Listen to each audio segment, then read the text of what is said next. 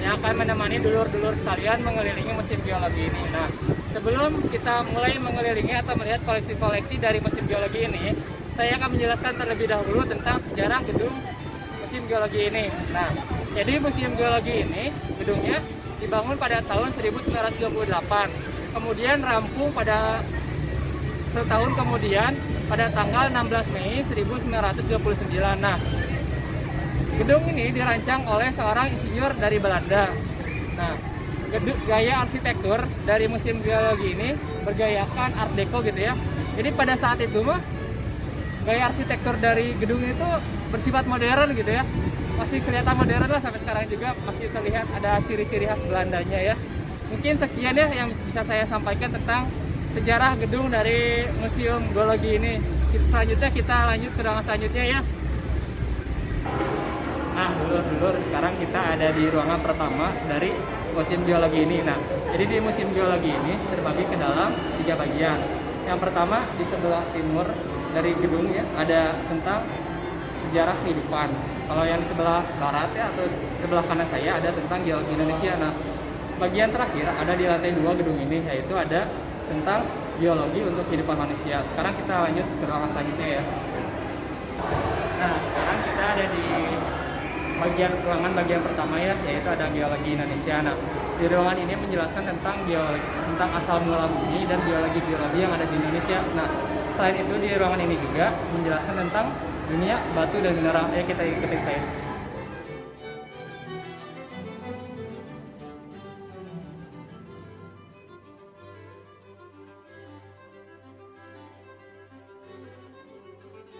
Di situ ada dijelasin tentang alam semesta ya, awal mula dari alam semesta atau dari bumi juga. Tadi juga selain menjelaskan tentang asal mula bumi, di ruangan ini juga dijelaskan tentang fenomena yang ada terdapat di bumi, kayak misalkan seperti di kanan ini ada terjadinya tenaga tektonik. Kan tenaga tektonik itu jadi nanti menghasilkan ada gempa bumi kayak gitu. Tsunami juga bisa terjadi karena ada tenaga tektonik kayak gitu. Bisa teman-teman lihat ya, di sini nanti ada proses dari terjadinya tenaga tektonik.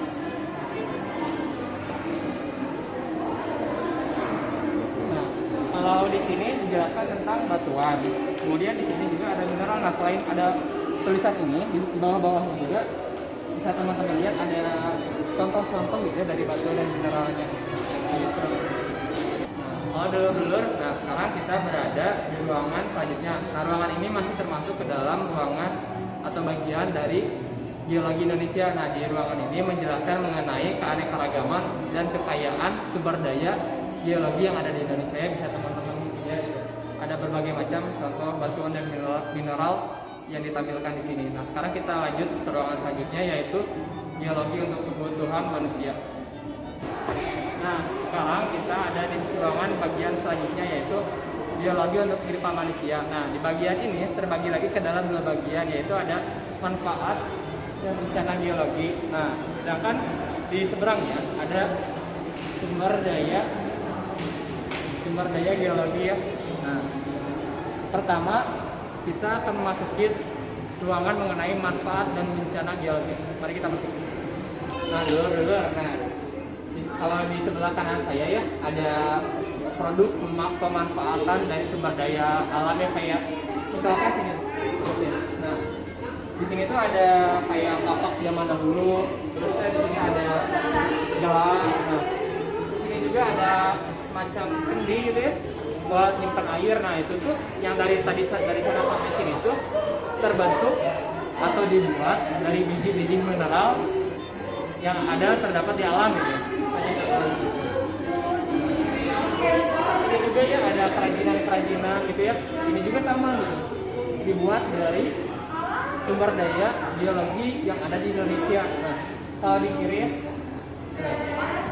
itu ada peralatan masak yang terbuat dari sumber daya di Indonesia juga. Nah, selanjutnya kita ke bagian selanjutnya ya. Nah, dulu kan kalau tadi kita sudah melihat gitu ya di bagian ruangan ini membahas mengenai manfaat dari sumber daya alam. Nah, selanjutnya kita akan melihat gitu ya tentang bencana alamnya. Nah, kalau di kanan sini teman-teman bisa lihat di sini ada alat simulasi terjadinya bencana gempa bumi ya. Tapi sekarang lagi nggak bisa dioperasikan ya, mungkin karena ada kendala COVID ya. Jadi tidak bisa digunakan terlebih dahulu. Nah, kalau di sebelah kiri bisa teman-teman lihat ikut. Nah, di sini ada contoh-contoh gitu ya, bisa hasil dari bencana gunung berapi gitu. Nah, itu ada bekas-bekas erupsian, barang-barang itu bisa jadi seperti ini gitu ya, terkena lava-lavanya. Nah, sekarang kita lanjut ke ruangan selanjutnya aja. Nah, teman-teman, kalau tadi kan kita udah melihat tentang pemanfaatan hasil sumber daya geologi dan bencana alam ya. Nah, selanjutnya di ruangan selanjutnya kita bisa melihat gitu ya tentang sumber daya geologi. Kayak contoh-contohnya ini ada batu-batuan dan mineral yang ada di geologi Indonesia. Nah, jadi teman-teman bisa lihat di ruangan ini ada berbagai macam gitu ya. Nah, selanjutnya kita ke ruangan selanjutnya aja ya. Nah, sekarang kita ada di ruangan bagian selanjutnya, yaitu ada di ruangan sejarah kehidupan. Nah, di bagian sejarah kehidupan ini salah satunya dijelaskan tentang kurun perlahan biru. Nah, selanjutnya ada masa itu. Nah, nanti di sebelah sana juga ada masa tentang Mesozoikum. Nah, di sini ada yang paling bikin anak-anak pengen datang ke museum itu ada ini ya, saya kasih lihat. Nah, di sebelah kiri dari bagian section ini ada fosil-fosil hewan-hewan purba pada saat itu. Di sini ada vertebrata purba pada saat itu ya. Ada kura-kura raksasa, ada kerbau sama kuda nil ya. Nah, kalau di kanan dari saya ya, ada replika dari fosil Tyrannosaurus Rex.